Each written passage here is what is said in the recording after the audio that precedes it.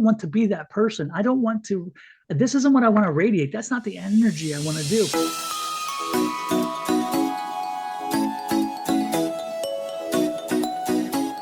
Good morning, Gemini. We hope you're doing well. This is Bonnie Morris, and that's Don Rimmer Rivera, and we are Cards and Constellations. I'm here to give you a reading for June 9th through the 15th. I should have said we are here. Let's start off with the moon. The moon is squaring Mars. Okay, squaring means it's something you have to do about it. Mars is all about action. The moon, that's about emotion. So you have to take action on your emotions. And normally people are saying, don't act on emotion. We have the moon in a triangle with Saturn. Saturn is in Aries. And what rules Aries? Mars. So again, action on emotion. We also have Neptune sticking his fingers in there, which is just, makes it foggy and illusion, confusion, delusion is what I say. And we also have the moon in a trine to the North Node, and we all want to ascend towards the North Node. All right, getting on with the astrology. For the quick-witted Geminis, there is going to be so much conversation this week about your feelings, about luck, making things happen. You won't know where to focus. You're very adaptable and a social butterfly. You'll be fine. Some extra money may be in your pocket. Did you buy a lottery ticket? This will be full of surprises. Most of them surrounding love. Be careful that things don't get a bit confusing on Monday. Remember, I said Neptune's got his fingers in it. Make sure your conversations are clear. Midweek, there will be some weekend plans being made. You'll have ample opportunity to use your charm and quick wit to romance somebody. Don, what do you have? Let's see what we have for this interesting sign. Energy.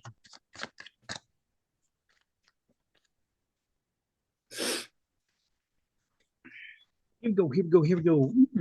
Lessons to learn. There's got to be a change, Gemini. You got to shake things up a little bit. I like this energy.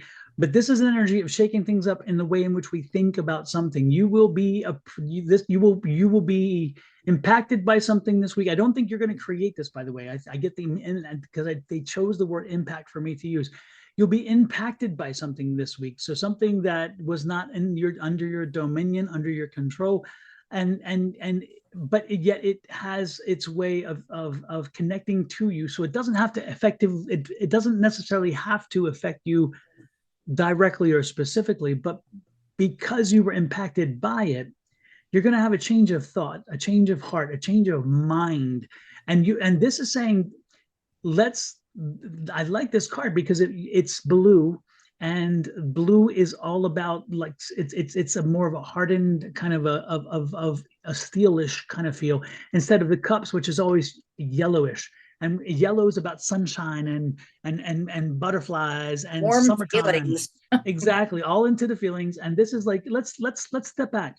Let's get the feelings out, and let's get back to let's get emotionless data, emotionless statistics. Old.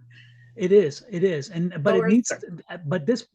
for Gemini this week, they have to do that, because I think what I'm picking up is they if they allow themselves to go into the rabbit hole of all the energy that's flowing around, and they can absorb it too much, and if so, they may create a rabbit trail for themselves and go off on something. So this week you have to follow the reasonable and objective standard and forget being subjective this week. So whatever's coming toward you, you're going to see it, you're going to experience it, and you're going to say, you know what, that's not the way we need to do this. And it's going to be very enlightening. The sun is here. So the sun card is here saying it's going to be very enlightening, because again, you're instinctively going to be drawn to the emotional side. You're going to say, I've got to react. And you're like, no, I'm not going to do it this time.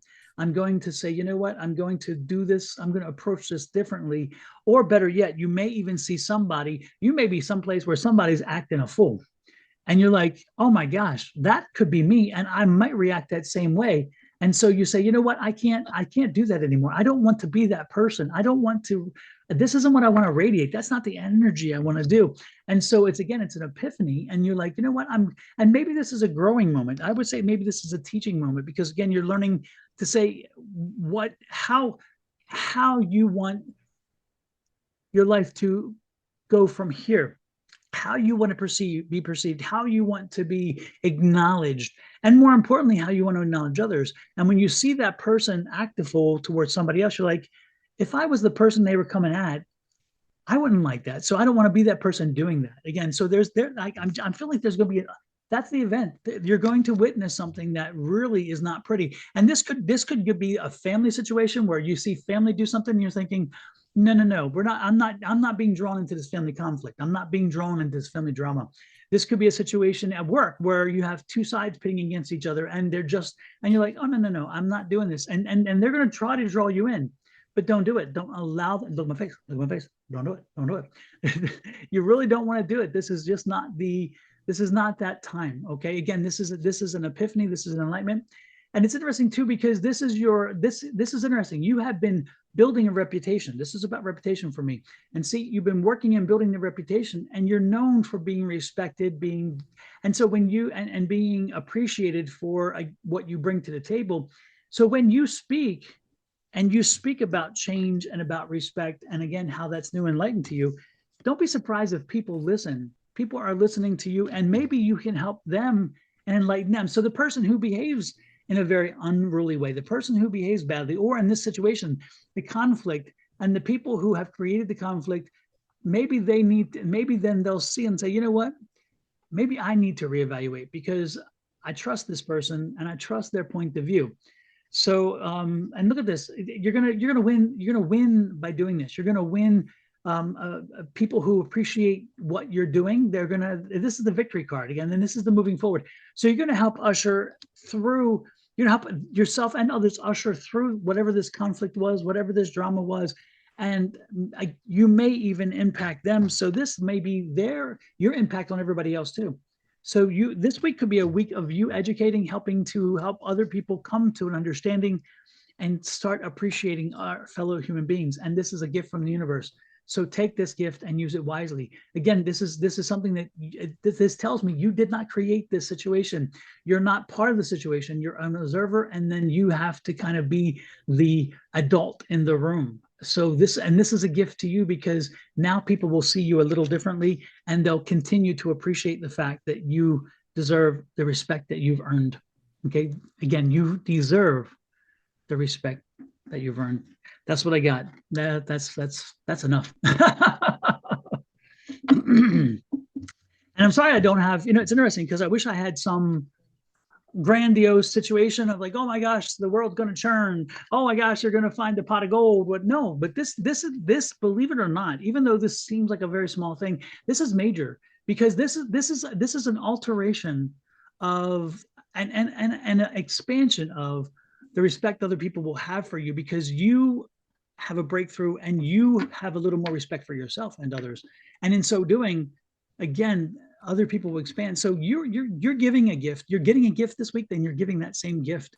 And how wonderful it is if we can get and give a gift at the same time. It's like Christmas in June. Go figure. Not Christmas in July yet. No, not yet. This is early Christmas. This is pre-Christmas. Right. Well, we do have, like I said, Mercury and Jupiter at the same point. So that's a lot of big talking. Okay.